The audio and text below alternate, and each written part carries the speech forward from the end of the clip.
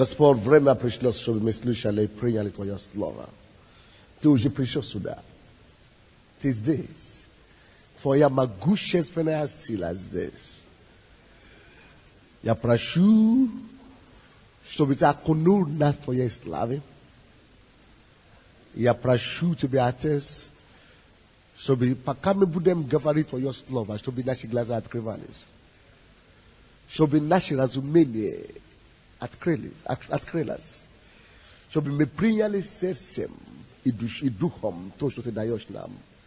Чтобы мы напитались ману из неба. Чтобы, Господь, мы пили с источника, из которого мы не будем жаждать больше. Сегодня ответ на наши вопросы. Используй нас, как Твои представители. И, Господь, я молюсь за пожертвование сегодня. Благослови каждого дающего. Благослови каждого, кто еще не успел дать, но кто пришел позже и собирается давать. Или кому вообще нечего давать. Отец, умножь Твое благословение в жизни их и материально также. Находи работу для безработных. И это человек, который дал пожертвование с целью, чтобы Бог убрал опухоль в груди. Господь, восполни ее желание. Именем Иисуса. Пускай эта опухоль рассосаться. Именем Иисуса Христа. Аминь. Слава Господу.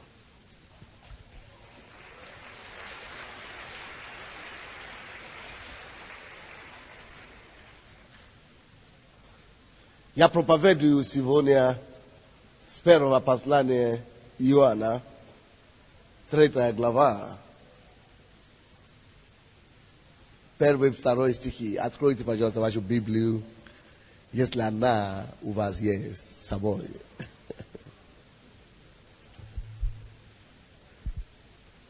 Первое послание Иоанна, 3, с 1 по 2 стихи. Смотрите, какую любовь дал нам Отец, чтобы нам называться и быть детьми Божьими. Мир потому не знает нас, что не познал Его. 2 стих. Возлюбленные, мы теперь дети Божьи, но еще не открылось, что будет.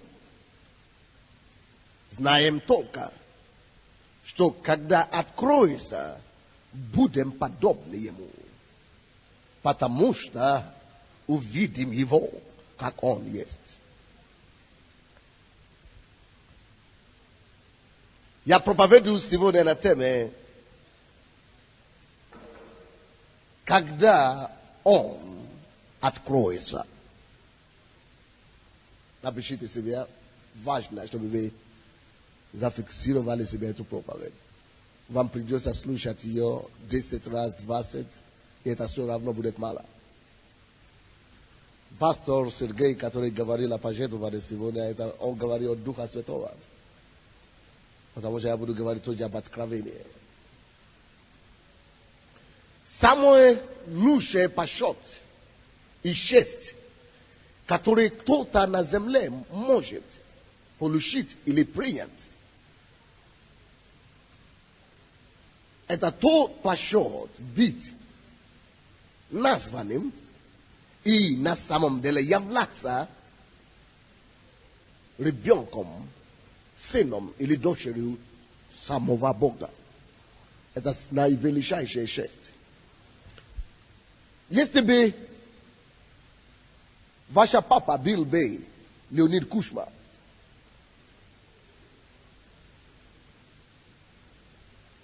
то был бы рад от этого. Это престижно. Или если ваш старший, если Ющенко есть ваш старший брат, было бы хорошо, правда? Мы думаем, что это престижно, и нам нравится ассоциироваться с известными людьми. Людьми, которые чего-то достигли в жизни. Особенно, когда у нас с ними самые близкие отношения. Правда? Мы хотим быть важны, потому что они важны. Но тут, тот, который создал все их вместе взятых, тот, который поставил их на то место, где они находятся, Бог, который создал всей вселенной, решил называть тебя и сделать тебя не родственником, а ребенком.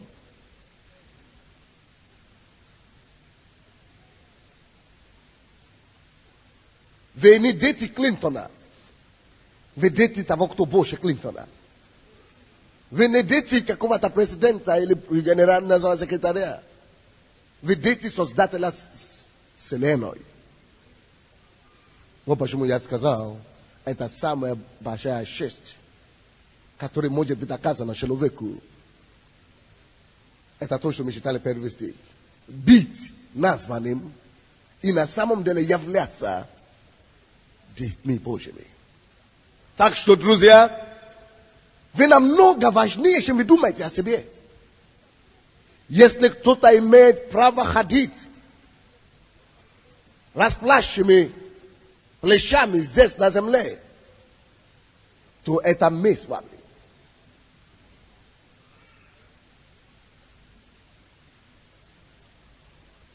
Ты не хуже никого. И это не имеет значения, где ты работаешь, сколько у тебя зарплата, или как тебя соседи видят. Не имеет значения. Я лучше всех в этом мире.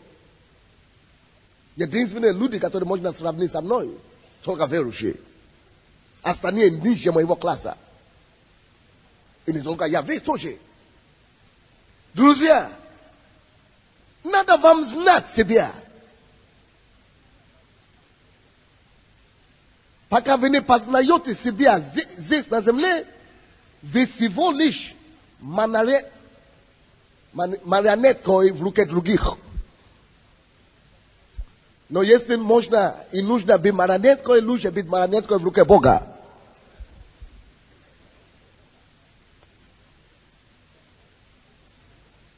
Давайте скажем, я знаю, кто я есть. Я дитё Бога. Я не хуже никого. Я могу быть подчинение кому-то. Но по моему содержанию я никому не уступаю. Не хуже никого. Я дитё самого Бога. Я хозяин земли. Потому что я его наследник. Это факт. Это истина. Может быть, вы это не верите. Или, может быть, вы не живете так. Но я живу так. И я знаю, что хорошо так жить. Вкусно так жить. Ничего тебя не беспокоит. Ты покоишь все время. Ты наслаждаешься жизнью. Ты не беснуешься по действиям людей. Люди не могут тебя вывести из себя. Нет? Ты знаешь, кто ты. Я не знаю, что такое гнев Божий. Я не обижаюсь, не получаюсь. Потому что Бог живет во мне. Он есть любовь. Я знаю, что у меня нет проблем. Никто меня не должен, зачем нет люди раздражать. Я знаю своим делом. Я знаю свое место. Вы здесь? Это высший уровень жизни, который нам дано Рождеством Иисуса Христа. Многие из нас, мы любим говорить о Рождестве Иисуса, но мы не знаем, что это такое. Зачем ты празднуешь Рождество Иисуса, если это Рождество ничего тебе не дает, или не дал, или не даст? Рождество Иисуса стоит праздновать только тем, которые уже выяснили для себя, что это Рождество дало им. И я хочу сказать вам, как верующие, что если вы уверовали в Иисуса Христа, Господом и Спасителем, написано, что смотрите, какую любовь возлюбил нас Отец. Что Он назвал нас Чтобы мы не просто быть названы, но и были детьми Божьими. Алло? Бог возлюбил нас так, что Он послал Иисуса Христа в землю, чтобы нас с вами сделать такими же, как Иисус.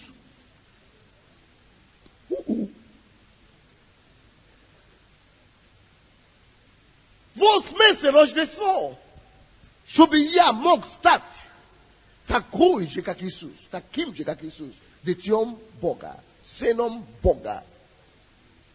Вот почему и говорится, посмотрите, какую любовь возлюбил нас Отец, чтобы нам не только называться, но и быть. Как это случилось? Это случилось благодаря жизни, смерти и воскресению Иисуса Христа. Так что обозначает Рождество для меня? Для меня, слушайте внимательно, или должны это записать. Для меня Рождество обозначает, вы знаете что? Усыновление. Поэтому я праздную Рождество о том, как я стал членом семьи Божьей. Благодаря Рождеству Иисуса я родился. Не на смерть, потому что я уже был рожден на смерть, но в греховный смерть, но греховный мир.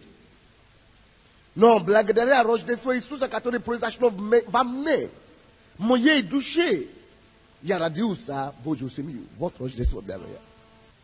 Вот почему Рождество важно для меня.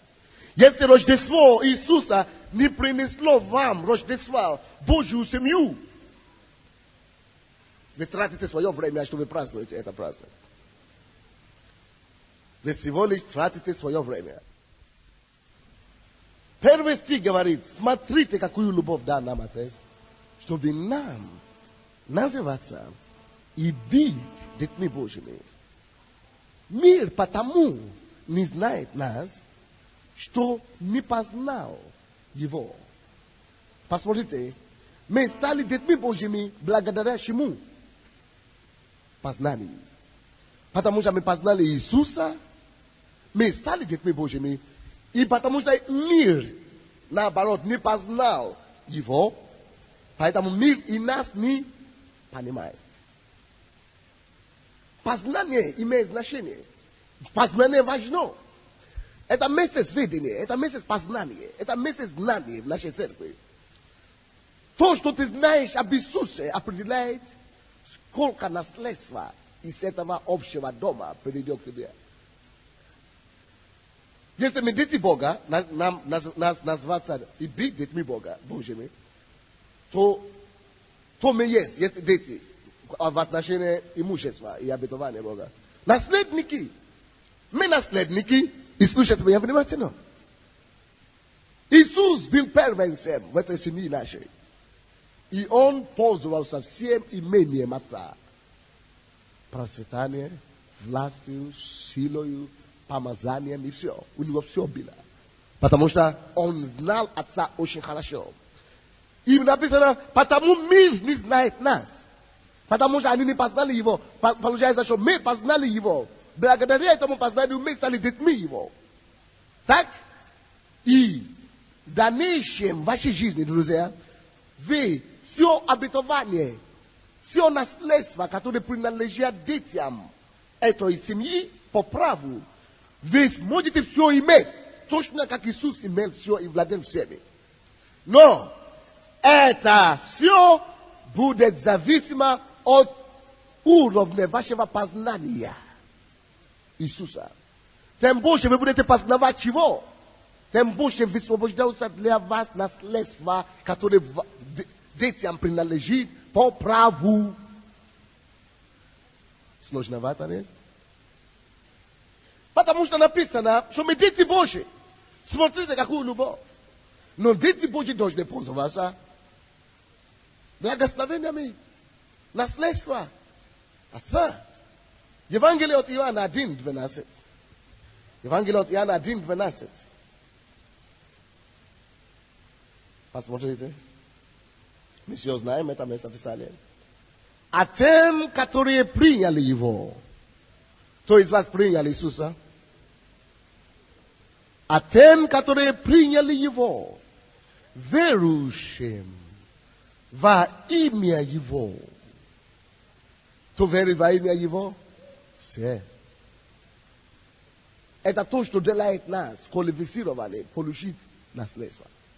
Он говорит, все, кто принял Его, верующим во имя Его, всем дал Он власть. Дал Он власть. Быть детьми Божьими. Алло, друзья.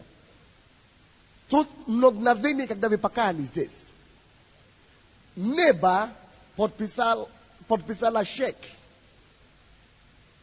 на власть, на ваше имя.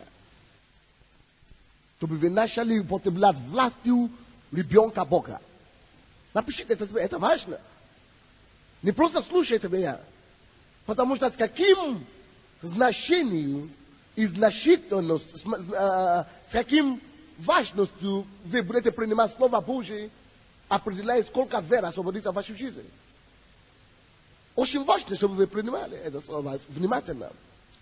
С тем, которые приняли его, верующим во имя его, Бог тут же мгновенно на небе дает чек, дает вам власть.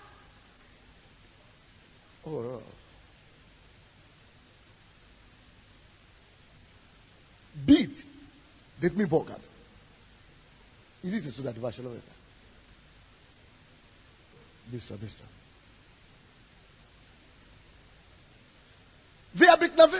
Он был обыкновенным Андреем. Как тебя зовут? Он был обыкновенным Ярославом. Обыкновенный киевлянин. Обыкновенный украинец. Из какой-то средной семьи, или из богатой семьи, или из бедной семьи. Не имеет значения. Но однажды что-то случилось в их жизни. Они пришли к Иисусу и уверовали. Окончательно, твердо, фанатично, если вы хотите. Уверовали в Иисуса окончательно. Абсолютно.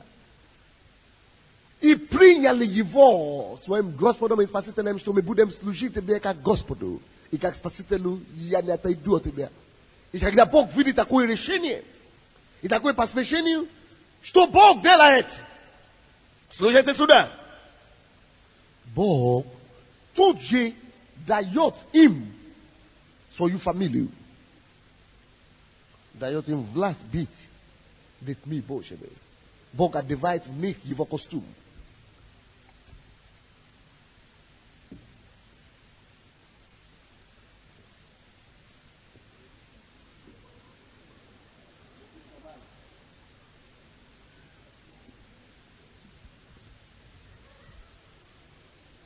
Он говорит, теперь ты не просто Андрей.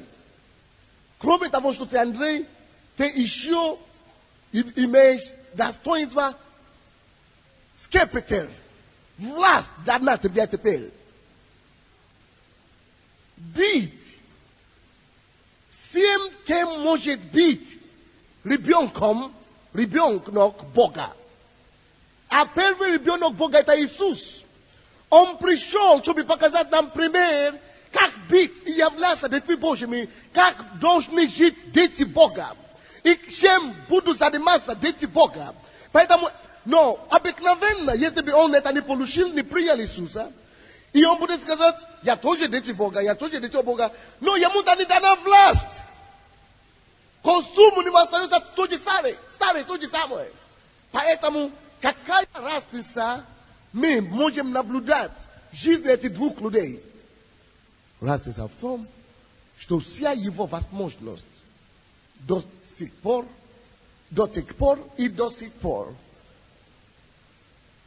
будет ограничена тем, какой еще и было.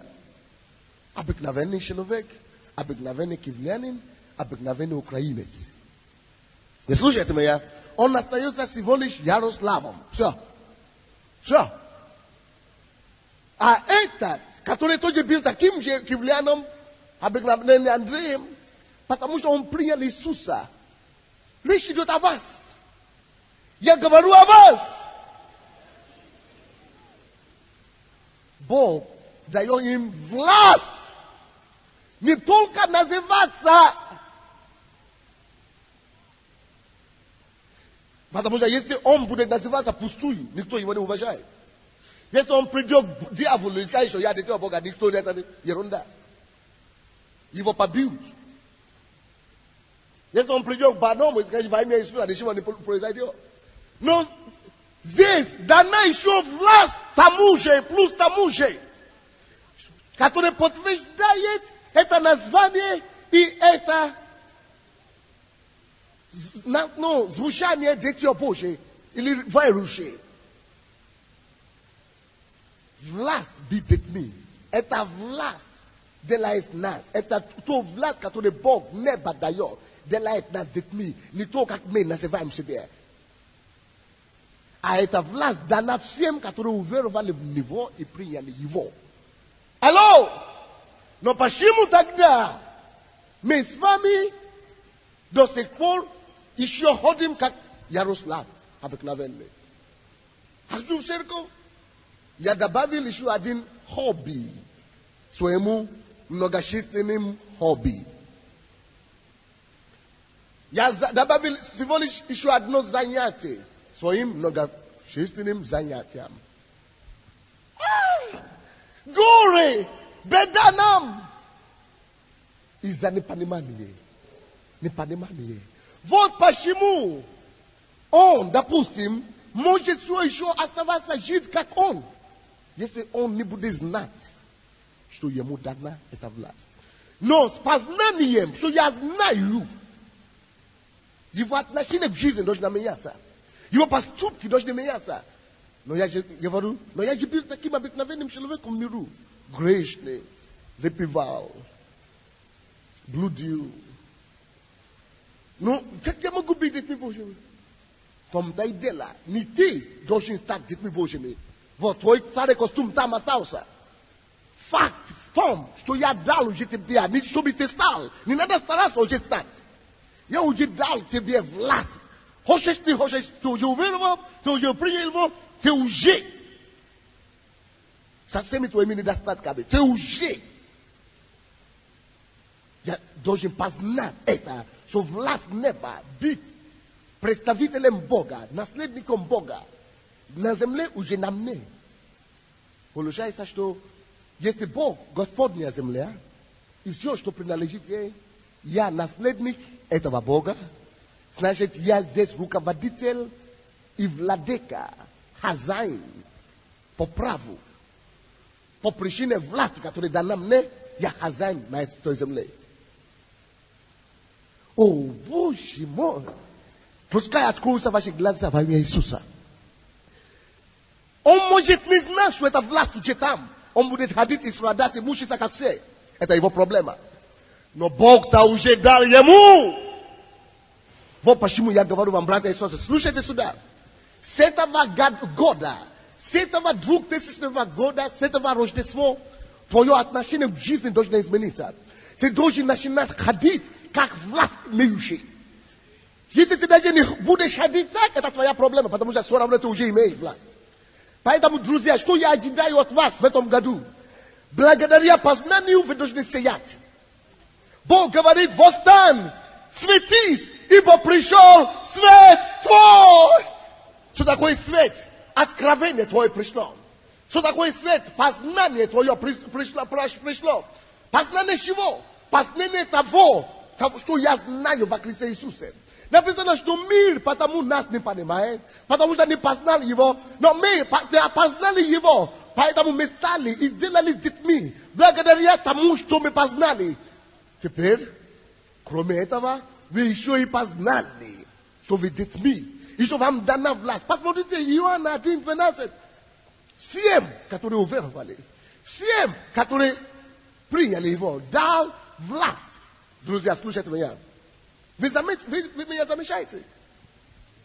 Я не гордый человек. Хотя вы думаете, многие может думать, что я гордый, но я не гордый. Потому что, как я говорю, многие малодушные люди могут думать, что я гордый. Почему? Потому что обыкновенный человек так не говорит. А вы знаете, почему я так говорю? Потому что я и необыкновенный человек. Но имеет разница между мной и вами. Я ожидаю, если вы себя называете членом церкви Слова Веры, чтобы вы начали вести себя как я. Я пастор. Я пастор, чтобы показать вам пример, как я подражаю Иисуса. Потому что жизнь Иисуса показывает мне, как мой старший брат, как мне себя вести теперь, не как Сандей старый грешник, но как мне себя теперь вести, как ребенок Бога. Как мне пользоваться этой властью, которая мне дана, как ребенок Бога. Поэтому каждый раз, когда я хожу на улице, я хожу вот так. С достоинством. Достоинством. Достоинством. Если кто-то приходит ко мне и говорит, кто ты такой? Я говорю, я Сандей. Я ему говорю, я Сандей, чтобы он не перепутал. Но внутри себя одновременно я говорю, ты смотришь на ребенка, на наследника Бога. Когда я хожу по улице, однажды я хотел дать трактат кому-то, приди в церковь. Он взял, говорит, что это такое, религия? Он говорит, мне на лицо. Что я должен делать, как то, который знает, что я дитё Бога? Обидеться и начинать драку. Как Иисус делал. Что Иисус бы делал? Мое достоинство и власть не для драка. Мое достоинство и власть не для ссора. Мое достоинство и власть для освобождения, для победы добра над злом, для победы любви над ненавистью. Поэтому, когда он это говорит, я говорю, ну что ж, да благослови тебя Господь. Я все равно тебя буду ждать в церкви. Поэтому, когда я говорю, вы не хуже никого, вы не уступаете никому, я не имею в виду, что вы ходите и начинаете приставать ко всем. Ты знаешь, кто я есть? Не. Иисус уже показал нам, как нужно жить детем Божьим. Иисус не ходил пастушими головами, преклоненными глазами. Нет, он ходил достоинством. Он ходил как хозяева земли. И мы есть хозяева земли. Но мы есть хозяева на добро. Мы есть хозяева земли на любви. Чтобы утвердить именно царство Божье, не мое достоинство, не мою репутацию, а его царство на земле. И как я это делаю, точно то же самое, что Иисус делал. Иисус пришел однажды в церковь в субботу и видел человека, женщину, пожилая женщина, которая горбатая. Она не могла ходить нормально. Видите? Оставайте, стоя. Иисус говорит ему, ей, вы хотите ходить, я хочу вас исцелить. Почему у меня такое достоинство и такой уверенность? Потому что я знаю, что я имею власть быть детем Божьим. А это значит быть распространителем добра, любви и царства будет утвердить в жизни людей. Радость, мир принести людям. Вот к чему мне дана власть. Разрушать боли в жизни людей. Уничтожать и убрать неудачи в жизни людей. Убрать всякое угнетение в жизни людей. Я имею власть на это. Я знаю, кто я есть.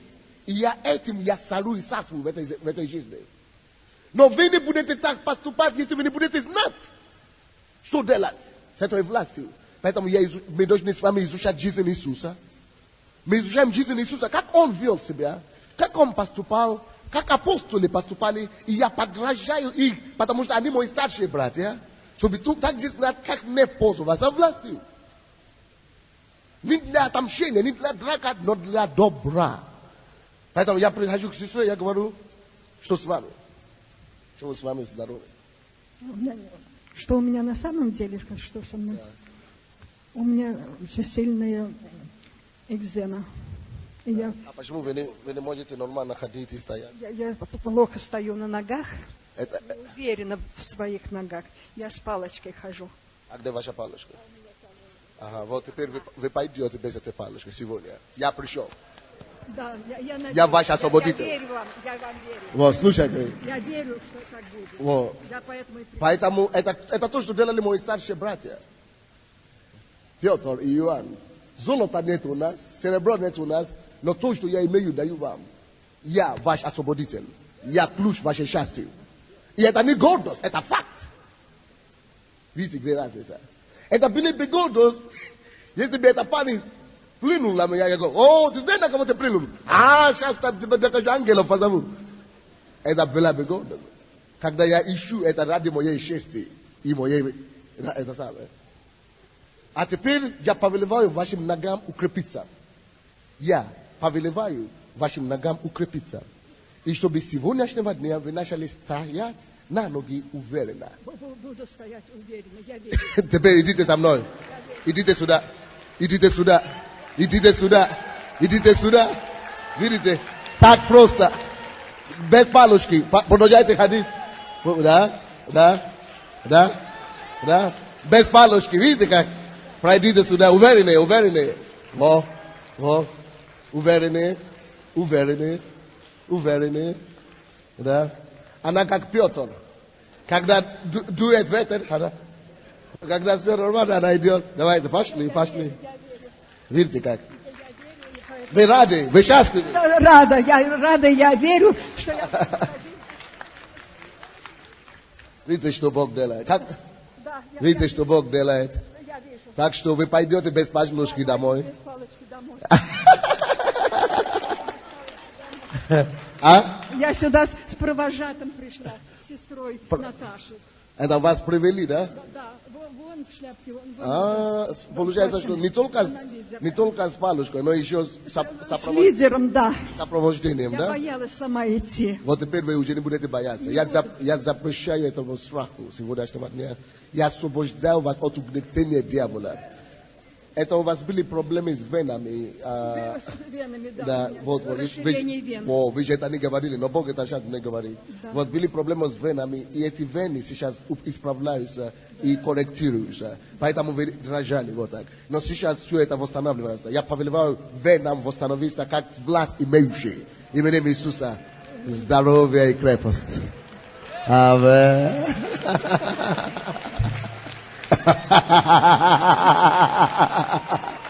Yeah. Разве это не здорово? Здорово. Я так сильно хотела прийти сегодня. Вот вы правильно сделали. Я пришла, да. Поэтому идите сюда. Да. Видите, что Бог делает. Да, Бог делает. Люди могут перепутать вас за мою жену. Да. Вы такая уже молодая стала. Я не перепутаю, это Гося. Да, я знаю. Я просто шутил, я просто пошутил. Она же ведет пожилых, а я у нее... Да, поэтому присядьте сейчас. Дайте ей аплодисменты. Присядьте. Да, молодец. Видите как? Ибо всем, которые приняли Его, уверовавшие во имя Его, дал Он власть. Кому Он дал власть? Нам. Почему вы ничего не делаете? Вам, нам. Кому Он дал власть? Мне! Он дал мне власть. Поэтому, если вы будете ходить сегодняшнего дня, как обыкновенный Ярослав, вы делаете преступление. Это серьезно. Это значит, что вы тратите Божьи ресурсы у вас напрасно.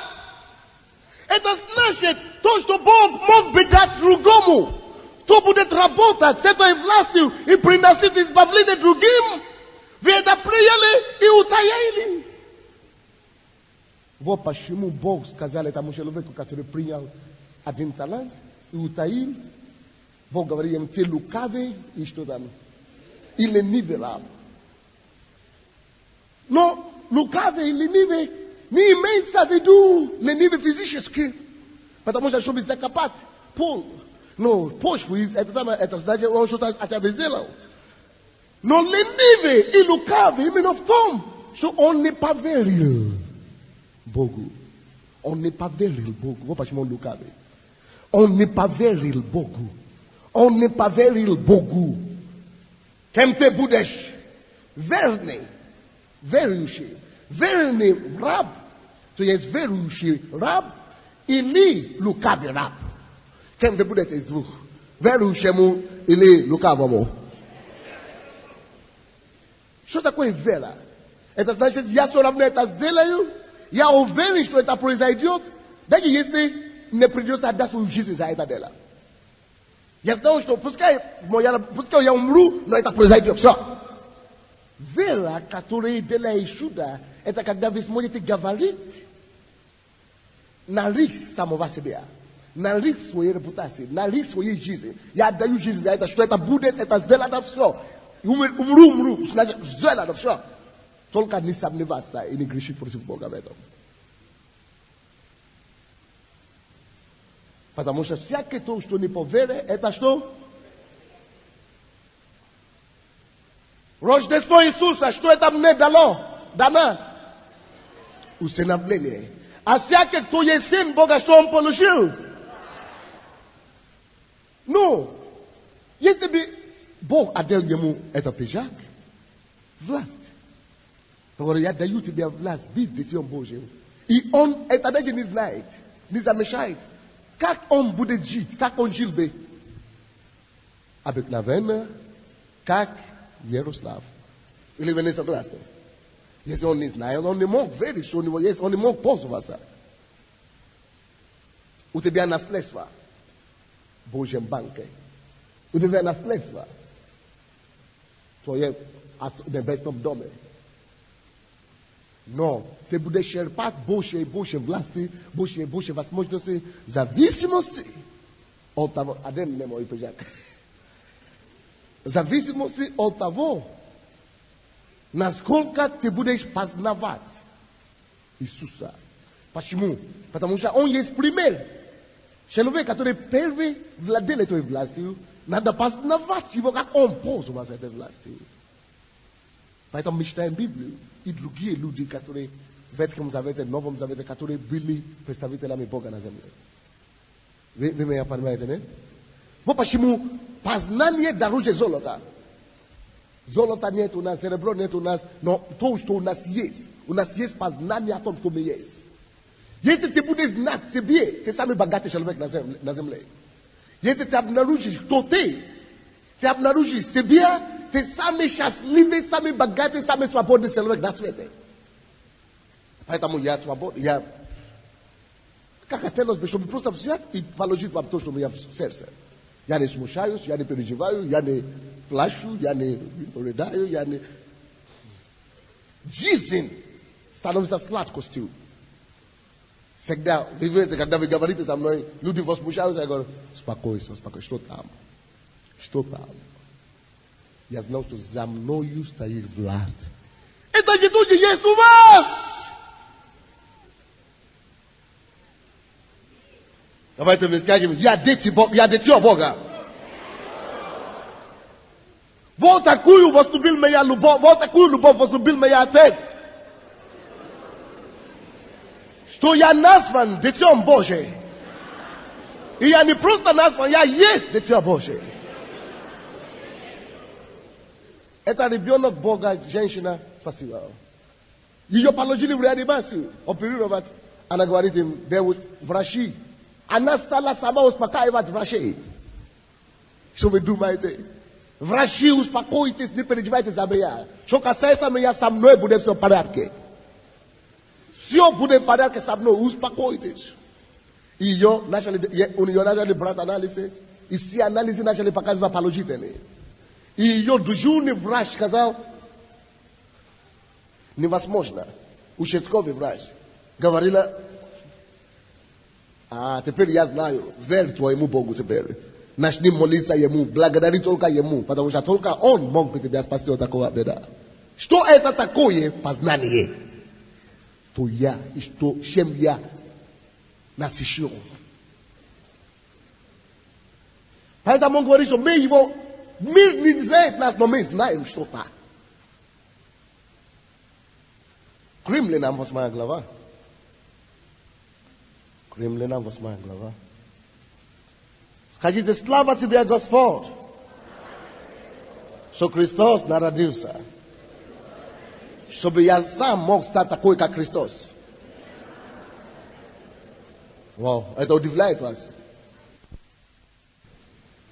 Вот его цель, чтобы обратить к Богу многих сыновей, такой же, как он. Он не эгоист. 15 стих.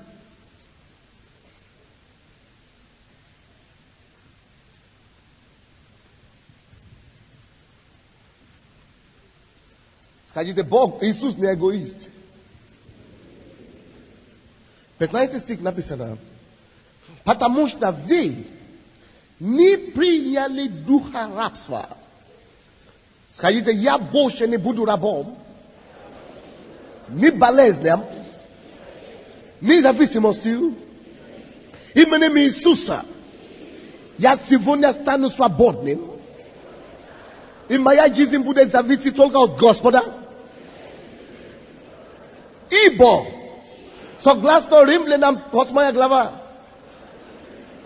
15 стих, я не принял духа рабства. Я больше не буду рабом ничем, ничему. Я свободный человек во Христе Иисусе. Написано, потому что вы не приняли духа рабства, чтобы опять жить в страхе. Я был верующим всего лишь полгода. И я принял решение, я слышал одну проповедь о страхе. И я принял решение никогда в жизни больше не бояться. И никогда в жизни не переживать ни за что. И никогда в жизни не попав в депрессию, не унываться. До сих пор я такой. А вы думаете, что это потому что я муж Божий, или потому что я пастор, или потому что я Сандей такой? Нет. Сандей был слабее вас, если бы вы его знали до того, как он начал познавать. То, что ты будешь знать, определяет то, что ты будешь владеть. Напишите, мое знание ставит границу мое владение.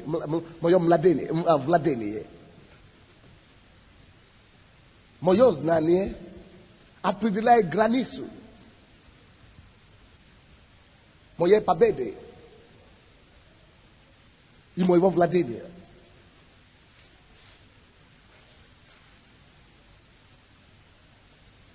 Это факт.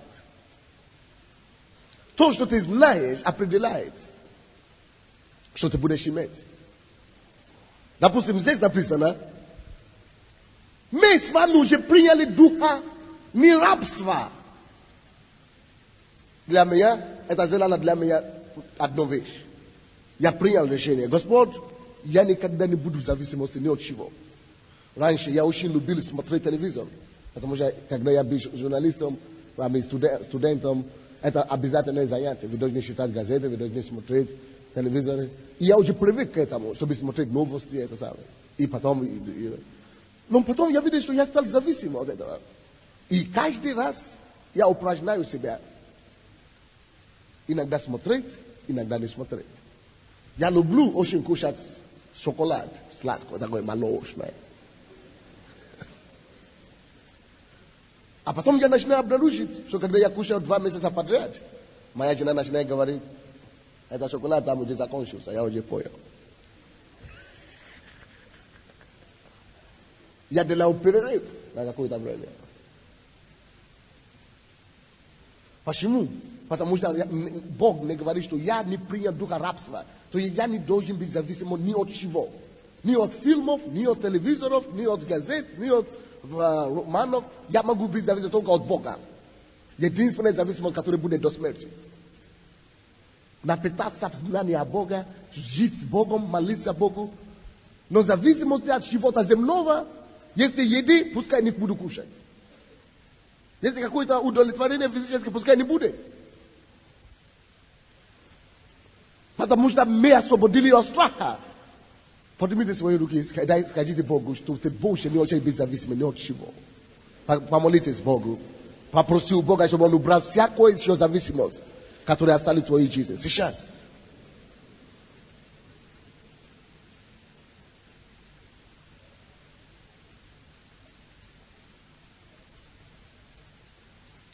Когда я не был женат, я так хотел жениться, что Бог мне сказал, тебе надо похоронить эту идею.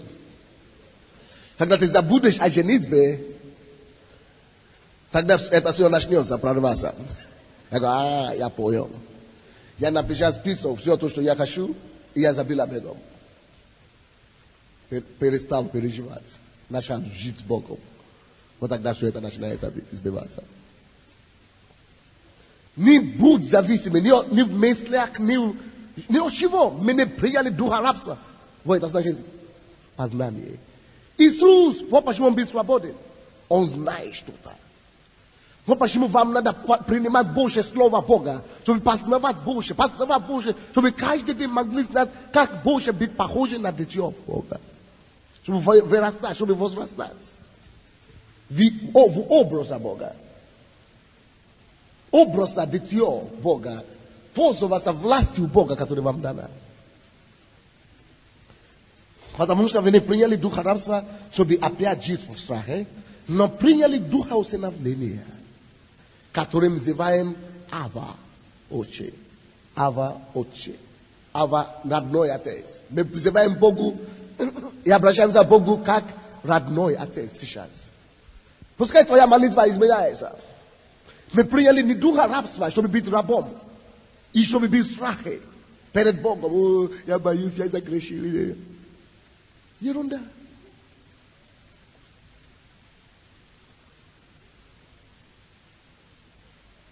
Если ты загрешил, иди к отцу покайся, и отец прощает тебя. И продолжай быть ребенком Бога. Ну, в чем проблема?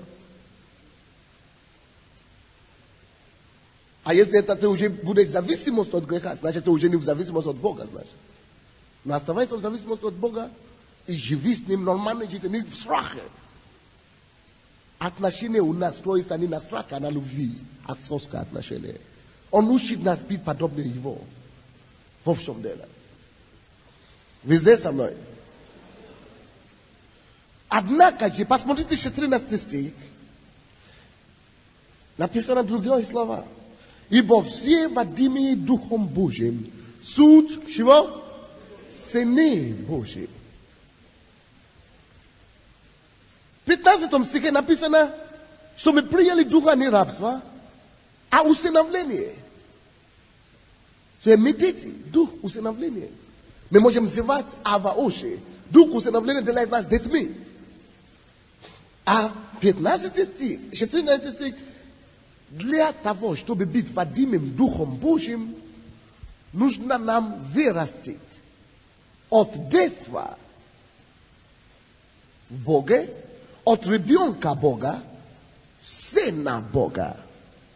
Вот это 14 стих обозначает люди, которые могут быть водимы Духом Божьим, не дети.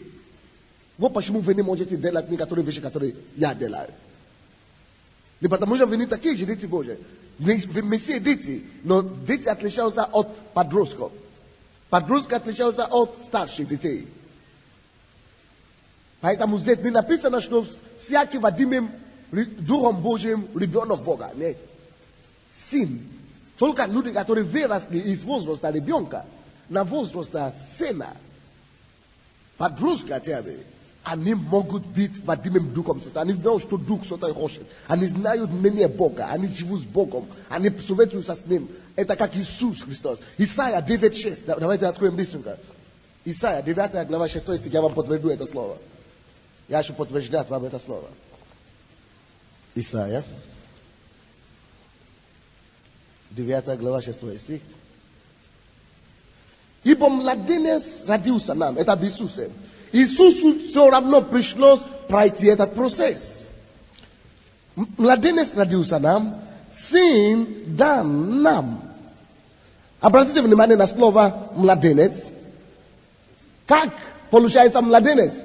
Как? Что там написано? Ибо младенец что? Что?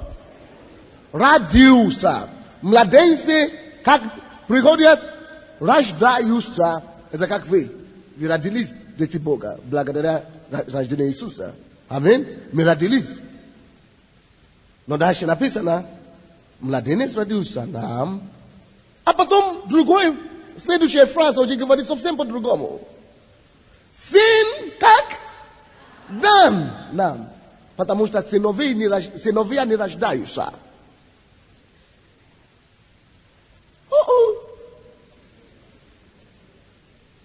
Мама, вот вы все мамы, вы когда вы родили, что вы родили? Детей, младенцев. Вы не рождаете таких сыновей, как я, дорогой. Сыновья даются. Сыновья подрастают. Сыновья становятся. Ваш процесс и ваш рост от младенца сына зависит от вашего познания и от сколько откровения Иисуса, откровения Бога вы принимаете каждый день. У кого-то есть серьезная проблема с сердцем. Я запрещаю эту проблему в сердце. Будьте исцелены. Друзья, слушайте сюда. Ты можешь либо остаться младенцем, который не отличает правую руку от левую, который даже не может сказать тато, туалет. Он не может. Он призывается в памперс. Потому что он отказался расти. Он падает сюда, он падает в этот крик, другой крик. Потому что он отказался расти. Познание есть твои витамины для роста. 1 Петра 2:1 говорится, что мы будем питаться молоком. 1:2. Мы будем питаться молоком, которое может вырастить нас. Слово, познание, Слово Божье, познание. Вот почему вам надо каждую кассету покупать. Вот почему вам надо тратить деньги на книги, все. Вам надо перестать покупать какие-то штаны ненужные, какие-то куртки ненужные, какие-то колготки неважные, какие-то косметики нездоровые. И начинать вкладывать то, что поднимет ваше будущее. То, что прославит вас. То, что сделает вас человеком в жизни. То, что сделает вас от ребенка, от младенца, сына Бога. То, что даст вам властью пользоваться наследством отца. Вы со мной, нет? Ибо младенец родился нам, но сын дан нам. Я вам это подтверждаю. Давайте откроем обратно 1 Иоанна, откуда мы начали 3 глава. Только через рост. Поэтому я и назвал проповедь. Когда он откроется. 3 глава, 2 стих, 1 Иоанна, 3:2. Возлюбленные, вы уже дети Божьи, мы теперь дети Божьи. Алло? Возлюбленные, это факт. Мы уже дети Божьи. Нам уже дана власть быть детьми Божьими. Но он может одеть эту власть и не знать, потому что младенец не знает. Быть детьми Божьими и быть сыновьями Божьими, это что? Разная вещь. Это то же самое, вроде бы по содержанию, но по сути отличается. Пастор, дальше я говорю? Правильно? Потому что, посмотрите, дальше написано в этом 2 стихе, возлюбленные, мы теперь дети Божьи. Ну ладно. Но сколько детей Божьих на Украине сегодня? Сотни, десятки тысяч. И вы не делаете революцию, вы не делаете изменения, вы не делаете пробуждение, вы не делаете чудесами и знамения. Почему? Вы отказались расти в сына. Давайте скажем, Господь. О, Господь. Я принимаю решение врасти Сына Божьего, настоящего наследника с этого Рождества. Моя жизнь взорвется Божьими откровениями. И я стану могущественным воином, демонстрируя силу и власть Бога во имя Иисуса Христа. Возлюбленные, мы теперь дети Божьи. Но посмотрите, самое интересное, что дальше. Но еще не открылась Еще не открылось. Что будем? Потрясающе вещь. Ты теперь, дети Божьи, уже понятно, да? Но еще не открылось. Что будем? Когда же это откроется? Ну дальше считай. Знаем только, что когда откроется. Слушайте, пометьте себе слово откроется. Когда откроется, кто? Иисус. Когда Он откроется нам, когда Он откроется нам, мы будем подобны кому? Ему. А Он то Сын. Он что? Воскрешал мертвых. Он что? Открывал глаза слепым. Он что делал? Открывал уши глухим. Он что делал? Остановил ветру. Он что делал? Прекратил утек бурю. Он что делал? Воспитал учеников. Он что делал? Явился на Бога. И написано, еще неизвестно, кем мы будем. Очень часто, я тоже думал раньше, это только говорится о второе пришествие. Да, может быть и здесь это есть. О втором пришествии, но не только. Потому что здесь не написано, когда мы увидим, когда он откроет, не написано, когда мы увидим его. Или когда он откроется во второй после смерти. Нет. Здесь просто говорится, когда откроется. Это может быть здесь сейчас, когда он откроется нам. Или там потом. Но здесь лучше, чтобы было здесь открыто нам. Чтобы мы могли быть такой, как он есть. Почему? Потому что от того, насколько Иисус откроется тебе, от этого зависит, сколько власти, сколько мощью Бога ты можешь пользоваться. Потому что когда Он откроется, допустим, почему я теперь могу молиться за эту женщину или за вас без проблем? Потому что мне открылось глаза. Иисус открылся мне. Да, раньше, больше, чем когда я покаялся. Когда я покаялся, я бы никогда это не сделал. Но Он открылся мне. И я становлюсь как Он. И я вам это подтвержу. Я это подтвержу, что здесь речь идет о земле. О земной славе, которая должна прийти к нам. Ибо будем подобны Ему, потому что увидим Его, как Он есть. Вот что такое откровение. Вот почему я говорю познание. О чем он говорит? Откровение. Что такое откровение? Откровение приходит через познание. Но разница между откровением и познанием в том, что знание может надмевать. Ты просто знаешь в голове. Что в принципе я знаю, что я дитя Божие. В принципе я знаю, что мне дана власть. Но если не откроешься, ты не будешь подобен на него. Только откровение, разница в откровении в том, что когда он открывается, тебе, ты уже слышал, может быть, это слово 1000 раз, но однажды откройся. И когда это слово открывается, что тебе дана власть быть как Иисус, это откровение ты уже получил. И что ты начинаешь делать? Ты начинаешь быть такой же по поведению, по характеру, по жизни, как Иисус. Это что речь идет? Он говорит, мы уже дети Божьи. Но еще не откроется, что кем мы будем. Но мы только знаем, как минимум. Вот почему он сказал, что дела, которые я делал, вы тоже будете делать. Потому что есть кому будет открываться, они будут иметь откровение, чтобы быть как он. И делать все, что он сделал. Это слишком глубоко для вас, нет? Это нормально. Друзья, это нормально. Вот почему я говорю, что глотайте все книги, кассеты, которые вы можете. Потому что тем больше вы будете слушать слово, тем больше у вас возможности получить откровение. Тем больше вы будете копаться в Библии, тем больше у вас возможности получить откровение.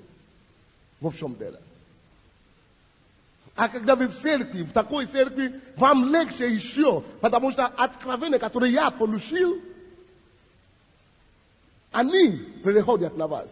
Вот почему эта женщина в реанимации говорила, я не знала, что делать, но я вспомнила пастора. Какое свидетельство у пастора? Что пастор бы делал? Что пастор бы говорил? И когда я вспомнила это, я знала, что мне будет хорошо. Я говорю, врачи, успокойтесь, все, я здорова. Что это такое pamazanie katore na cerco, atkravene katore na cerco. Ananipomni na ditano, što anapomli la pastore. Anatoka spomni la pastora. I atkravene zarvala vi yoduše. Ja budu zdarova всё. И все тесты, или как все эти проверки, анализы начали меняться. Тут же, почему открылся что-то ей, открылось. Дети, мы уже дети Божьи, возлюбленные. Но еще неизвестно, кем мы будем, нет ограничения твоей возможности Бога. Твое единственное ограничение, твое познание. Что тебе открыто, и что тебе еще не открыто. Положите руку на голову и говорите: Господь, откройся мне. Дай мне откровение об Иисусе. Я прошу тебя, дай мне откровение об Иисусе. Божье откровение об Иисусе. Я нуждаюсь просить от сердца, не просто повторите за мной. Пускай это будет крик отчаяния в вашей душе. Простите у Бога искренне. Чтобы вы могли быть как минимум, как Он. Потому что мы увидим Его такой, как Он есть. Спасибо. Можно убрать руку. Но заметьте себя, что Он говорит здесь. Когда Он откроется, мы увидим. Откровение – это свет. Познание дает свет. Допустим, я вам скажу одну вещь сейчас. Пока я сейчас проповедую, вы знаете, как я себя вижу? Я вижу, что со мной стоит Иисус. Потому что я имею откровение, и я вижу Его здесь. Я вижу, что Он во мне одновременно. И я вижу, что небо стоят благоговение, чтобы подтвердить и творить, и подтвердить эти слова, которые я говорю. Потому что откровение настоящее, но достойное откровение, они стоят за мною. Не просто, а вы меня видите только меня. Откровение делает тебя видеть невидимое. Вот почему я вам говорю, что вы знаете, определяет вашу жизнь. Когда он откроется через Библию откроется, через Слово, через проповедь откроется, ты начнешь видеть его, как он есть по-настоящему. Не как легенда говорит, не как люди рассказывают, не как ты думал всю жизнь. Ты начнешь видеть, как он есть. И когда мы начнем видеть, когда откроется нам, мы увидим, как он есть. И когда мы увидим, как он есть, тогда мы преображаемся и становляемся такой же, как он. В чем дело?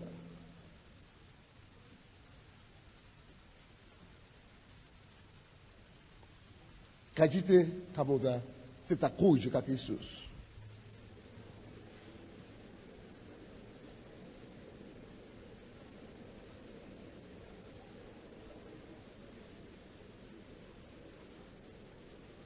Ты дитё Божье, такой же, как Иисус.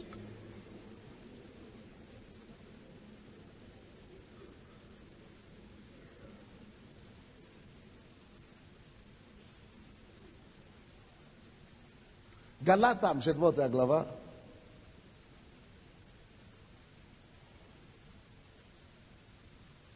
Откровение очень важно, познание очень нужно. Это месяцвидение. Галатам 4 глава, откройте, пожалуйста, 1 и 2 стихи. Вы нашли? Еще скажу, наследник. Так. Я видел здесь какого-то ребенка. Есть? Маленький. Один год, 2 года или что. Давайте одного поднесите мне сюда.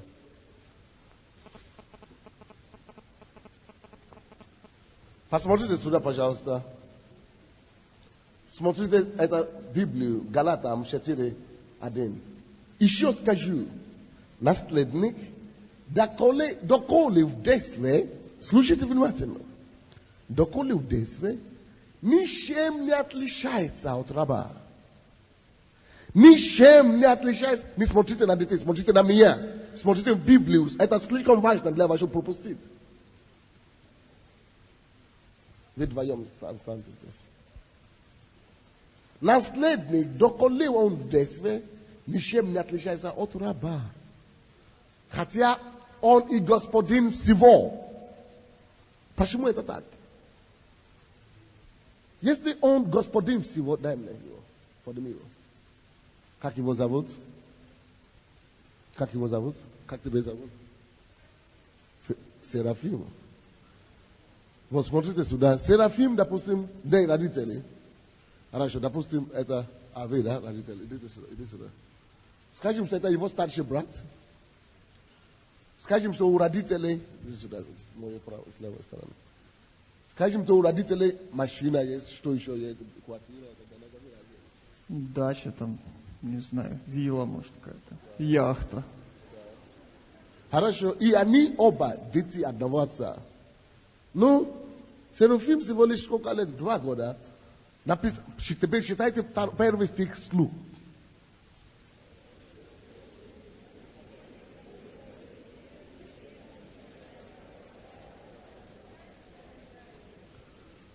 Они оба наследники. Но потому что Серафим еще в детстве, он тот же самый, как раб в доме, который вообще ничего не принадлежит. Может ли сейчас Серафим сказать, это моя яхта, это моя квартира, это моя машина? Может ли сказать или нет?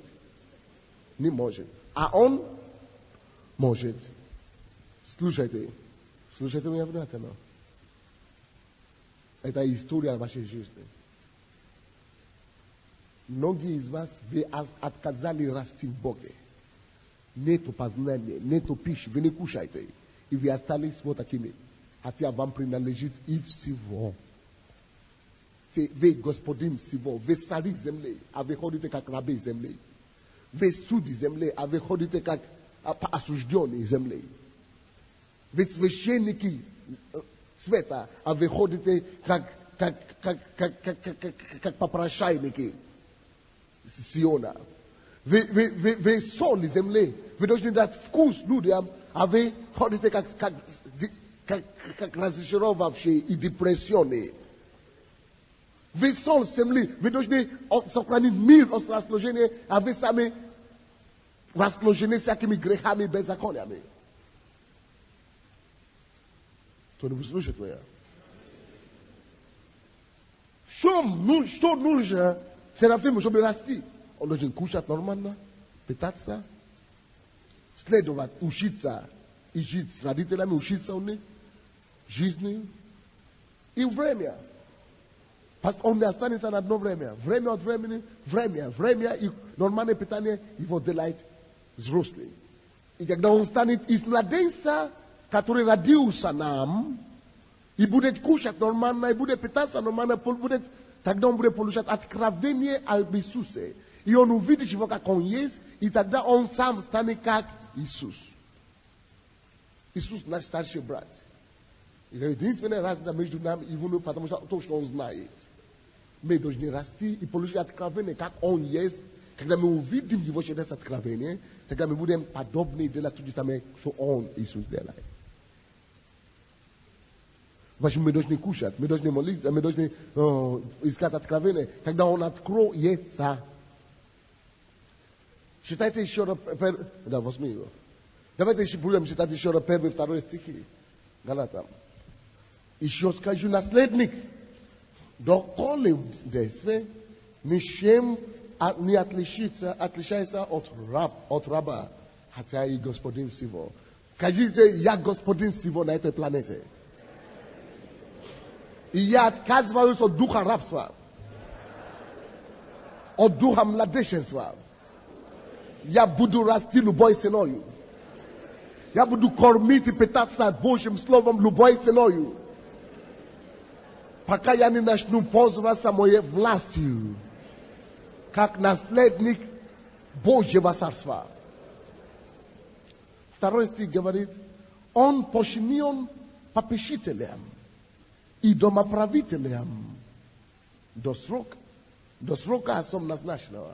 Он подчинен попечителям, рабам подчиняется. Вот почему мир, вещи, которые над чем вы должны господствовать и руководить, она вам диктует. Болезнь диктует тебе, обстоятельства, проблемы жизни диктует вам. Это беда, когда вам дана власть. Название моей проповеди, когда он откроется. Когда он откроется. O Boże, ja proszę Ciebie, daj nam жажду искать Твое откровение, чтобы Ты мог открыться нам побольше. Братья и сестры, когда Иисус откроется вам, вы начнете говорить по-другому. Вы перестанете переживать в жизни. Вы начнете говорить как люди, которые знают себя, и вы должны так говорить. Я знаю, что все будет хорошо. У меня нет проблем. Я с Богом. У вас проблема, есть ваше решение. Я твой освободитель. Я имею ключ к твоему счастью. Вы все должны вот так говорить. Не в гордости, но в познании.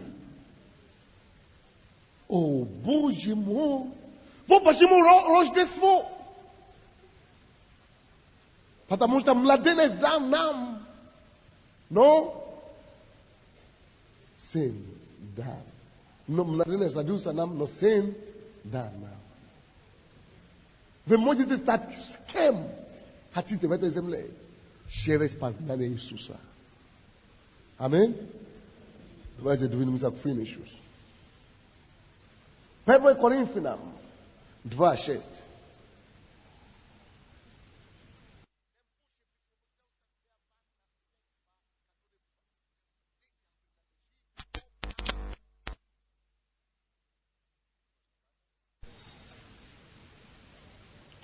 Первое Коринфянам 2:6.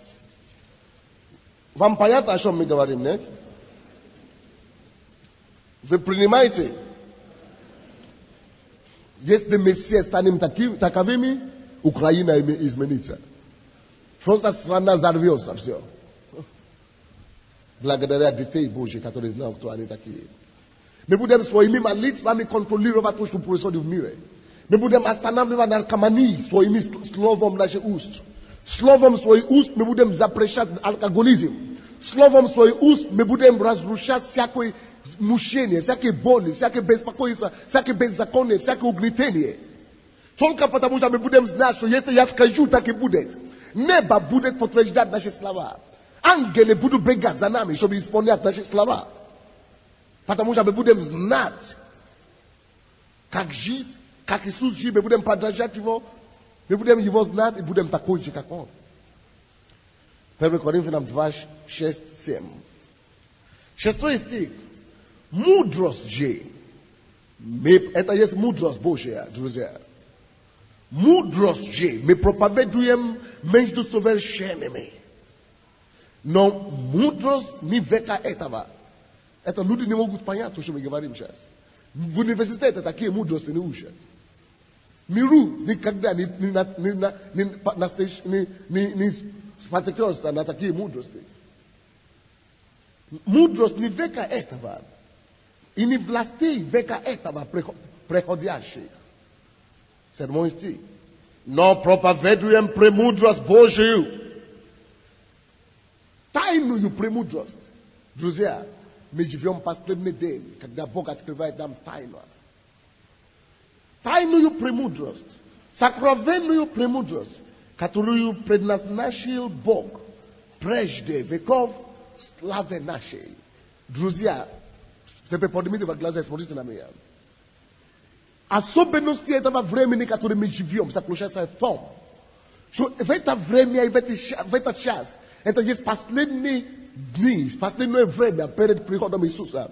И Бог дал нам уникальную возможность жить в такое время, чтобы мы могли быть теми, на которые зайдет последнюю и всеобъемлющую силу и славу Господа. Написано, что эта мудрость мы проповедуем не для погибающих, не для мира, но мы проповедуем для мудрых, чтобы эта мудрость открылась нам, сокровенную, тайная мудрость открылась к чему? К славе нашей. Эта мудрость была дана. Эта мудрость я проповедую. Эту мудрость я вам проповедую, чтобы вам дала слава. Эта мудрость предназначена для вашей славы. Что такое слава? Это блаженство Бога. Это присутствие Бога, который делает человека ходить как Бог. Это помазание и сила Отца, который делает плотью и кровью такой, как Иисус.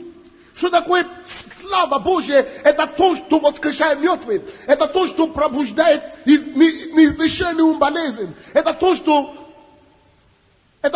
чем мы можем царить в этой земле. Это то, что Адам и Ева потеряли в Эдемском саду. Написано, это мудрость, которую мы проповедуем. Вот эту проповедь, вот эти мудрости, которые мы будем проповедовать каждое воскресенье, каждый четверг, каждый вторник, каждая среда, по всем нашим церквям. Эта церковь освобождается на последнее время. Почему последнее время? Потому что Иисус готовит свою церковь. Он собирается прийти за церковью, которая будет без пятна и без порока. Вот почему он дает нам эту закрытую мудрость, чтобы уготовить свою церковь, усовершенствовать церковь, чтобы церковь осталась без пятна и без порока. Это будет только через познание Сына Божьего. Это будет только через премудрость, сокровенную, тайную, которую Он вот сейчас уже открывает нам.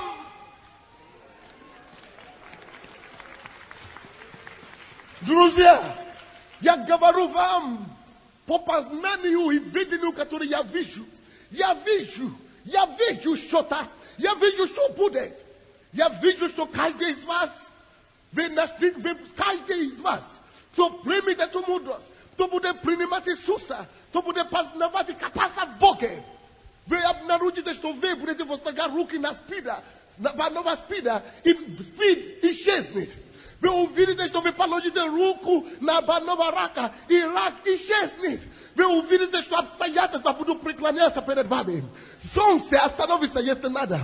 Буря остановится, если надо. Ветер прекратится, если надо. Потому что вы будете одеты Божьей премудростью. Написано, эта премудрость нельзя получить от века всего. Эта премудрость нельзя учить в университете. Это есть премудрость, которую Дух Божий открывает нам в последнее время. И написано, она была закрыта до сегодняшнего дня. Друзья, это закрытие вещи начали открываться. Почему? Потому что Бог должен явить в нас Сына Бога. Нам дана власть. Вот почему мудрость нужна. Чтобы эта власть, которая дана нам, чтобы мы могли пользоваться, чтобы мы могли опять начинать ходить по этой земле, как Иисус ходил по Палестине. Чтобы все чудеса и знамения, которые Иисус делал, чтобы начал это делать каждый сын Бога.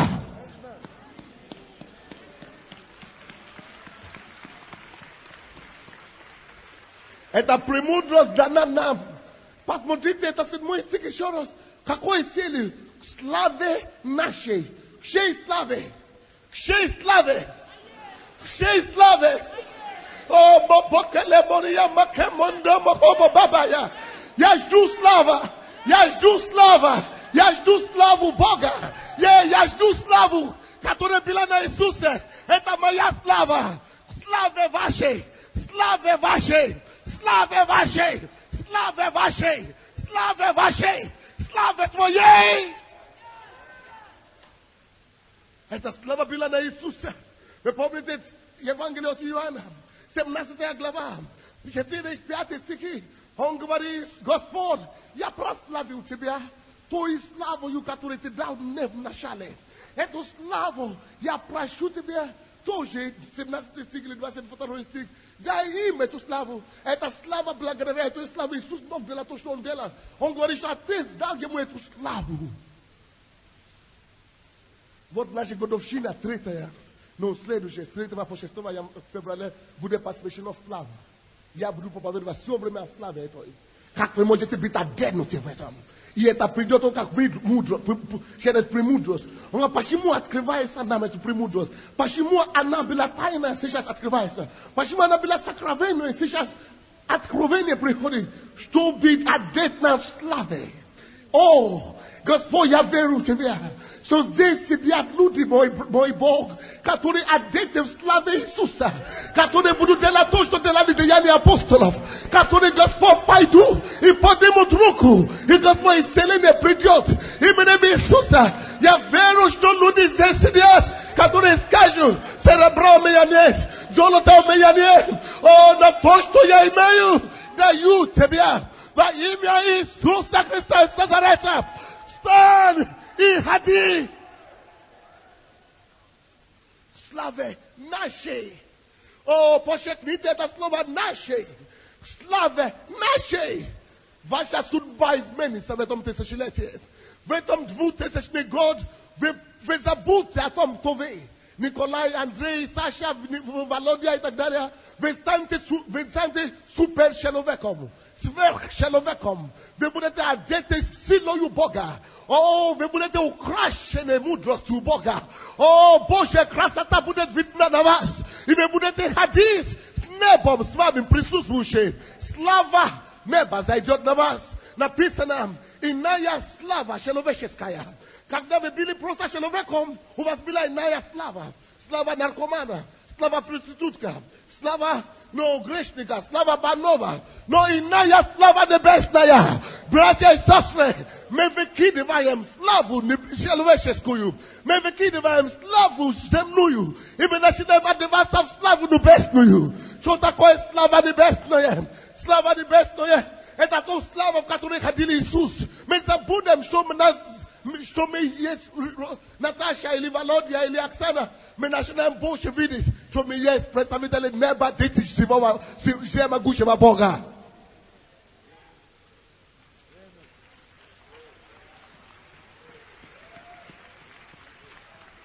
Славе ваши, славе ваши, славе ваши, славе ваши.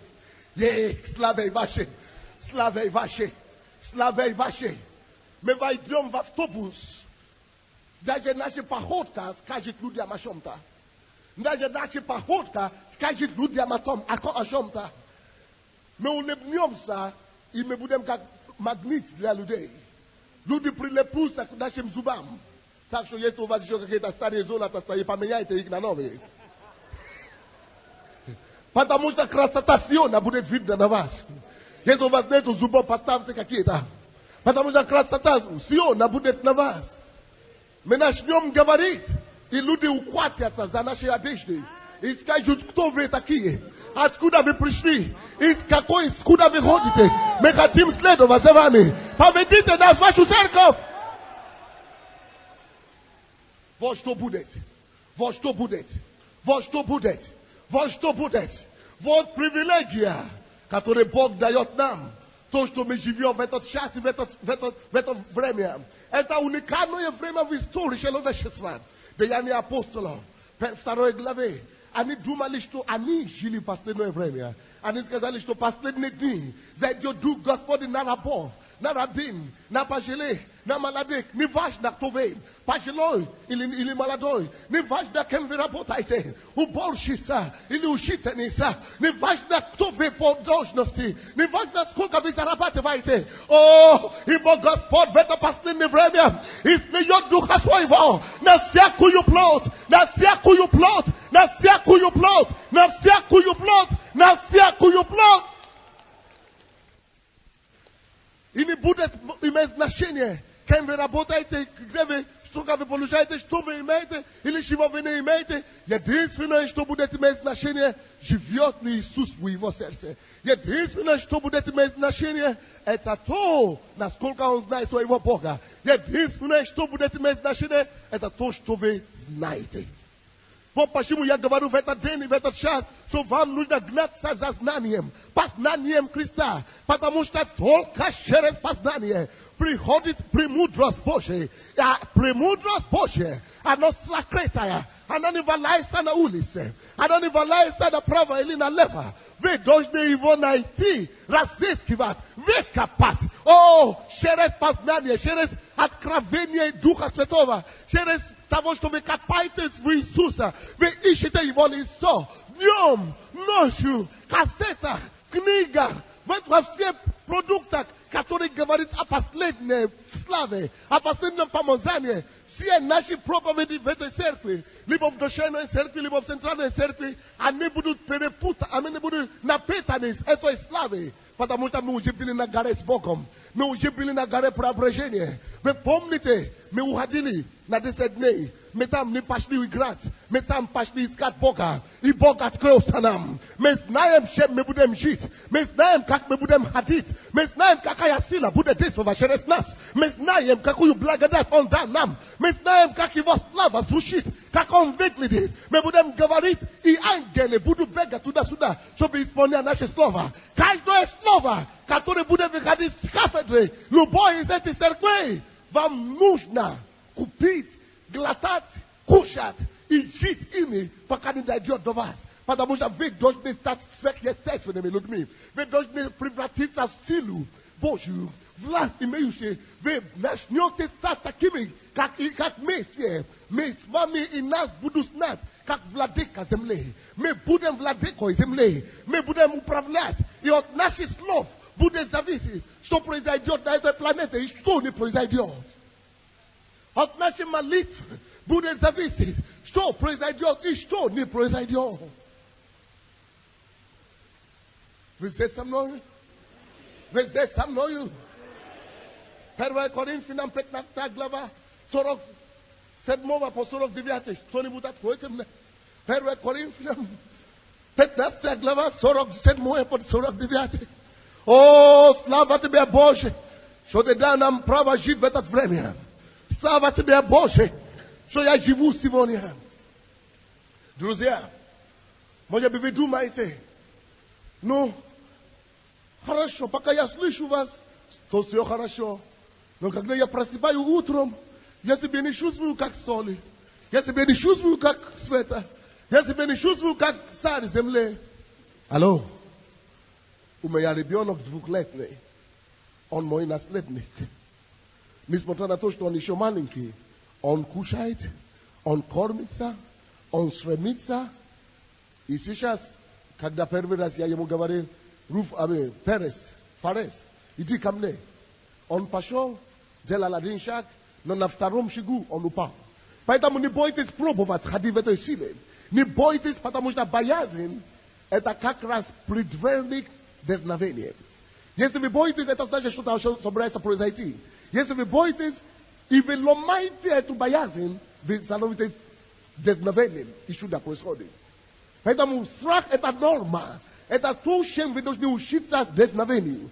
Страх – это тот процесс, который научит вас быть смелым. И Бог не осудит вас, что не получила первый раз. Когда Фарес упал первый раз, я не говорил, вот ты какой-то лентян какой-то, ты не такой ребенок. Тебе 9 месяцев, и ты падаешь. Зачем ты... Только догадывайся, почему я так себя не вел. Потому что это нормально, чтобы ребенку, чтобы младенец рос. Друзья, не бойтесь падать, не бойтесь ошибаться, не бойтесь совершать ошибки, не бойтесь потерпеть поражение. Вы должны вырастить от младенца до сына. И это не будет без пробка, без ошибок. Это не будет без попыток. Только через упражнение вы становитесь мастером. Это процесс идет, чтобы снять земную славу и одеть небесную славу. Это нормально. Читайте, пожалуйста, мне. 47 по... Первый человек из земли, перстный. Второй человек, Господь с неба. Каков перстный, таковы и перстные. И каков небесный, таковы и небесные. И как мы носили образ перстного, будем носить и образ небесного. Что такое первый человек? Это Адам, который упал в грех. Первый человек плоть. Первый человек перстный. Это значит земная. Это значит грешный. И написано первый человек перстный, грешный, земной. Но слушайте, но кроме первого человека есть еще второй человек. И написано таким же образом, как мы были одеты перстном, земной одеждой, земной плотью, земной славой, земной недостатки, греховная натура. Таким же образом, как это было у нас, вы слушаете меня? Таким же образом, вы слушайте сюда, пожалуйста. Таким образом, как у меня была эдемская натура, эдемская природа, эдемская недостатка, натура, земная. Таким же образом, я одену небесную чего? Одежду, небесную славу. И процесс будет. Это только через откровение Иисуса, через познание Иисуса мы снимаем одежды недостаток, одежды греха, одежды всякие самые, и мы одеваемся в небесную. Но написано, мы оденемся в небесное. Это 100% мы оденемся в небесное. Не просто после смерти, но сейчас. Там не говорится тоже после смерти. Сейчас. Кто одел прежнюю плоть, оденет обязательно второе. Вот это слава. Речь идет о славе. Слава земля была одна, слава небесная иное. И эта слава принадлежит нам. Но поймите, что написано, какую любовь возлюбил нас Отец. Что нас Он назвал, и не только назвал, но чтобы нас назвать и бить детьми Божьими. Мир потому не знает нас, потому что его не знает. Теперь мы дети Божьи, но будем знать. Но мы еще не знаем, кем мы будем. Но мы знаем одно, что когда Он откроется нам, будет как Он. Будем как Он. Когда Он откроется нам, мы увидим Его, как Он есть, и будем как Он. Тоже был как Иисус. Тоже, чтобы Иисус открылся Его. Я прошу вас, всем вам надо брать эту кассету и глотать, и слушать, почему пока не дойдет до вас. Станьте на ноги и скажите, Господь Иисус, я хочу стать как Ты. Я хочу стать как Ты. Я хочу стать как Ты. Я хочу как Ты. Потому что Ты, Господь, дал мне власть. Власть быть детем Бога. Ты дал мне власть быть детем Бога. Я принимаю эту власть. И сегодняшнего дня я одет властью Бога. Молитесь, поднимите ваши глаза к Господу. Я хочу ходить здесь на земле, как Иисус ходил. Я хочу здесь ходить на земле, как Иисус ходил. Пускай слава небесная придет на меня. Я отвергаю славу земную. Именем Иисуса, молитесь, друзья.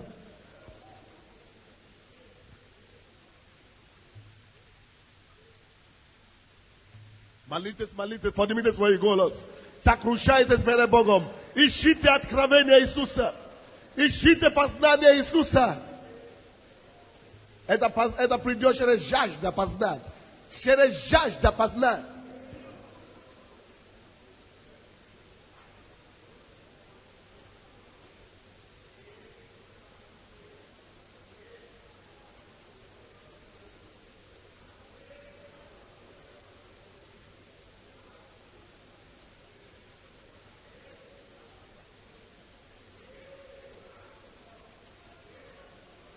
Ревнуйте о дарах духовных.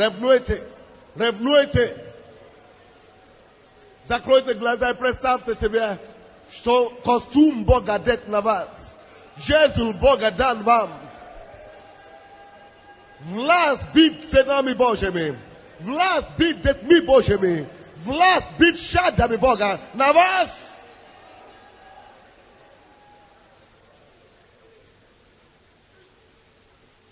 Я буду ходить, как Иисус ходил. Буду говорить, как Он говорил.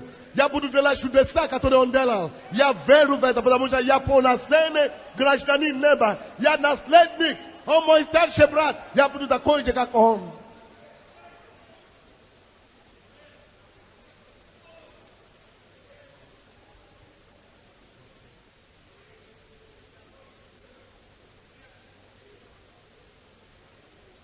Когда Он откроется, вот Он уже открылся вам сейчас. Когда Он откроется, мы увидим Его. Вот вы видите Его, как вы есть. Как Он есть. Вы видите себя, как вы есть. И будем подобны на Него. Ты можешь быть подобный на Иисуса. Ты рожден, чтобы быть подобный на Него. Стремись к росту. Сервись к росту.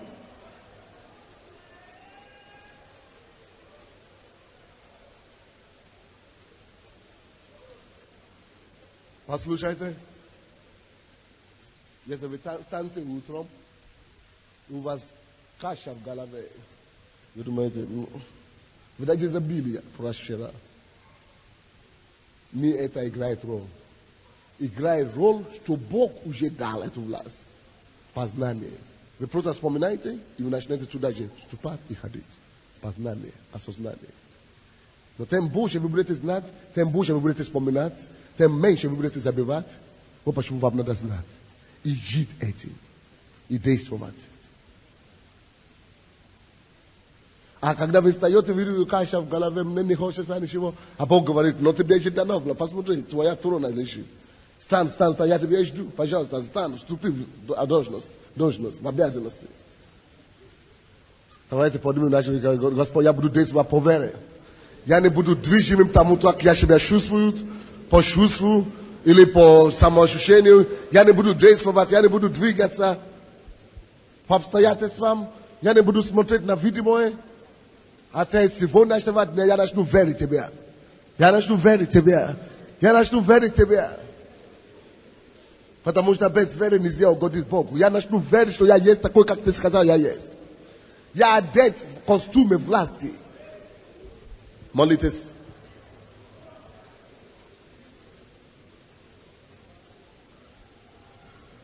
Он с вами до конца мира, чтобы подтвердить эти чудесные знамения. Он рядом с вами всегда. Ищите его лицо. Примите решение покупать все книги, кассеты, кушать все. Аудио, видео. Учиться как можно больше. Чтобы он открывался больше вам.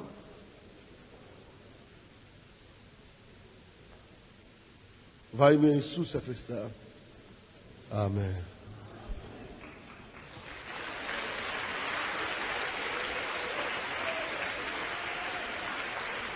Я хочу помолиться за всех вас, чтобы это действие Бога, чтобы эти характеристики ребенка Бога, дитё Бога, начали сопровождать вас. Но до этого времени я попрошу, если у вас есть свидетельство в направлении того, что мы говорили сегодня, может быть, пастора или лидеры, или кто получили это откровение, или вы были в пасте, или что-то слушали, или вы ели, использовали, или что. Но вы видели, что Бог начал уже что-то делать. Подойдите 2-3 человека на сцену. Аллилуйя. Я ждал этих моментов, вы знаете. В самом деле мы имеем власть изменить даже погоду на улице.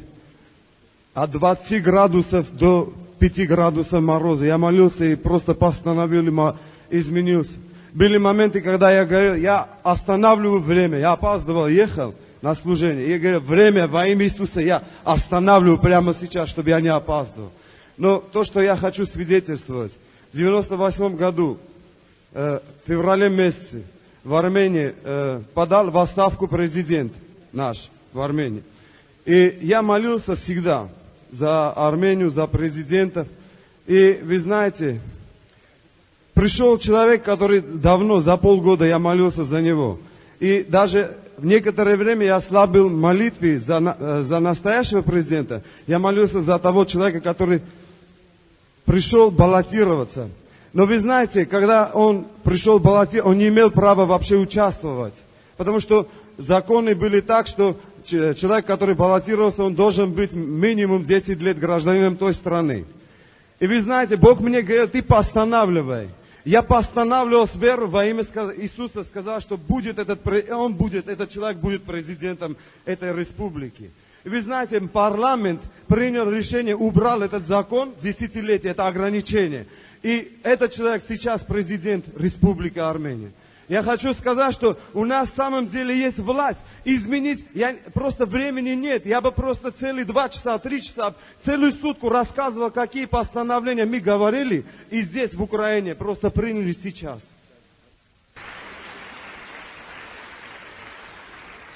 Церковь, я хочу помолиться, чтобы то, о чем вы слышали сегодня, я хочу просто, чтобы вы слышали свидетельство, что люди уже начали ходить в этом, то вы тоже начнете ходить. Было такое случай, расскажи нам, как хорошо. Однажды мы смотрели телевизор с женой, и по НТВ показывали, передача сегодняшняя, показывали девушку одну молодую, 19 лет. Она плакала, и она говорила, я хочу жить. Дело в чем было? Она, болела рак крови, лейкемия. И ее государство что-то там давали лекарства какие-то, а потом потом остановили, не было обеспечения, она плакала и говорила, я хочу жить.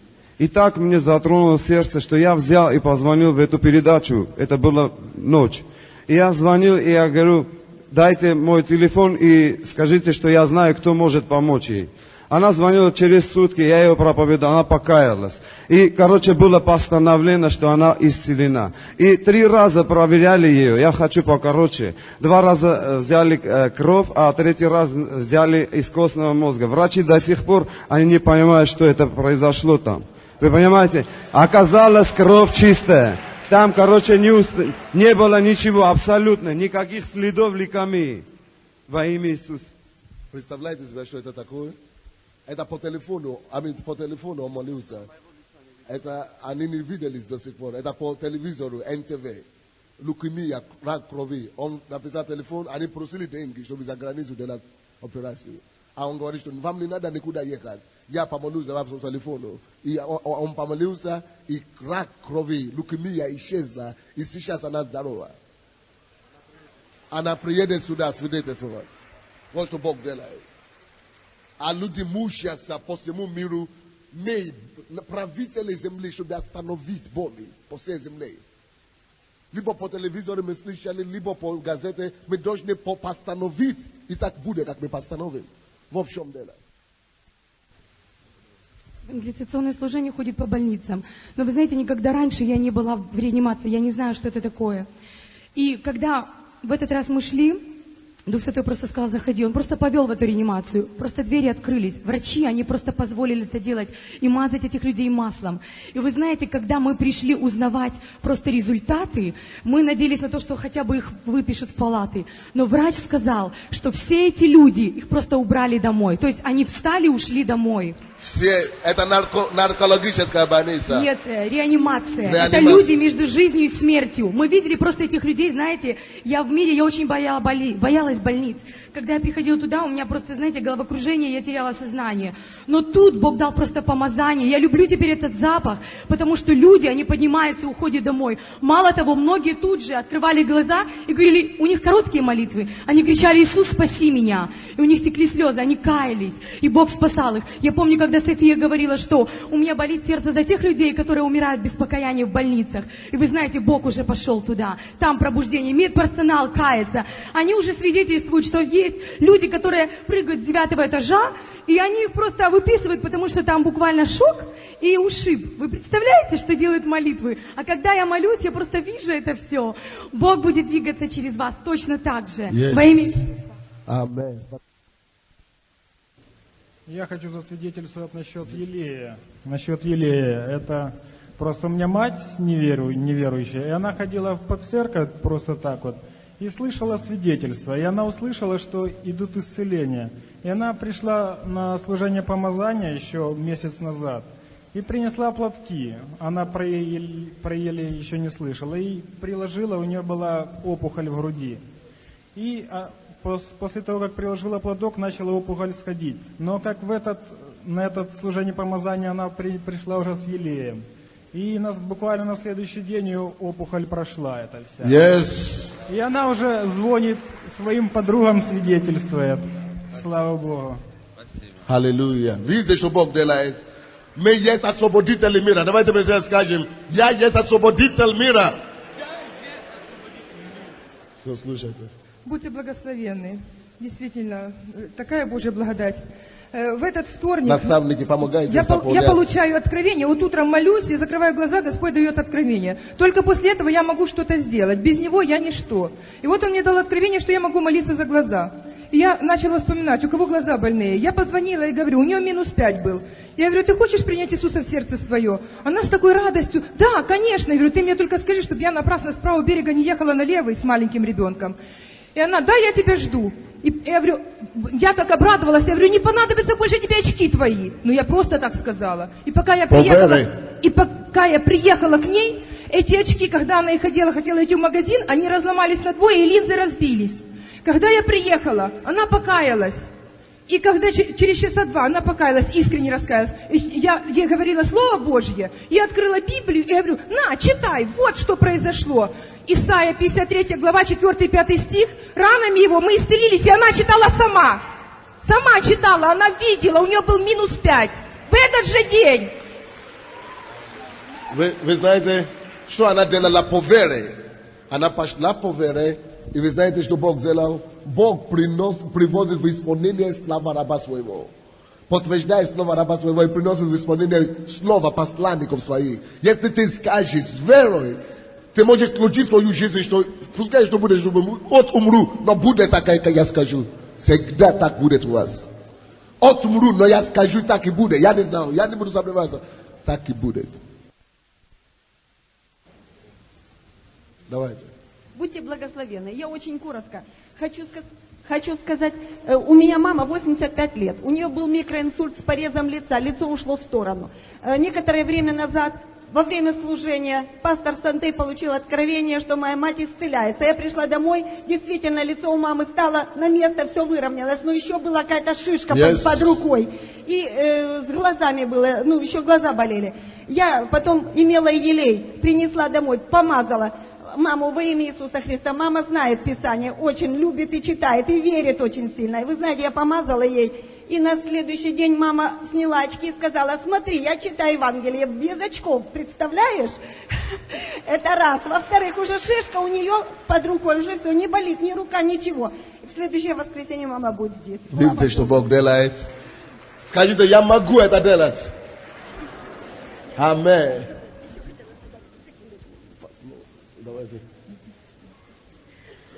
Будьте благословенны, братья и сестры. Вот все люди свидетельствуют, какие они получили исцеление, придя в эту церковь. А я хочу свидетельствовать о том, что я пришла в церковь после того, как получила исцеление по телевидению. У меня было очень много заболеваний. Я ходила в православную церковь, но мне никаких исцелений я не получала. У меня была фибромиома матки на 4,5 месяца. Вы знаете, какой это срок, что уже надо оперировать. Киста яичника левого и поликистоз трубы. Когда я пошла к врачам, мне сказали, срочно надо оперировать, потому что дальше тянуть нельзя. Пошла к ясновидящей, та посмотрела, говорит: чего ты здесь у меня, ни в больнице, ни на операцию. Ты где-нибудь упадешь, умрешь прямо на ходу, и тебя никто не сможет спасти. Я, конечно, боялась идти на операцию. Кроме того, как вы исцелились, самое кроме того, у меня то ли на нервной почве, не знаю от чего, но у меня какое-то образование появилось на ноге, на левой пятке левой ноги. Я уже не могла ходить, я еле становилась только на пальцы. Я уже сидела на больничном, не работала у меня правая рука, и ногой я не ходила. Я вот так по стенке уже по личному, если надо было пойти. И вот однажды в субботу я включила телевизор, без 8:45, шла служба. И люди, давали свидетельство исцеления. И после этого пастор Сандей говорит: я сейчас буду читать молитву на исцеление тех органов, которые у вас больны. И тут он говорит: у вас болит левая нога. Я смотрю, говорю: да. Смотрю на дочь, говорю: откуда он знает? Он уточняет: пятка левой ноги. Слушайте, я тут вообще была уже потрясена. Откуда он знает, что у меня болит пятка левой ноги? В общем, я сажусь в кресло, берусь правой рукой за пятку левой ноги.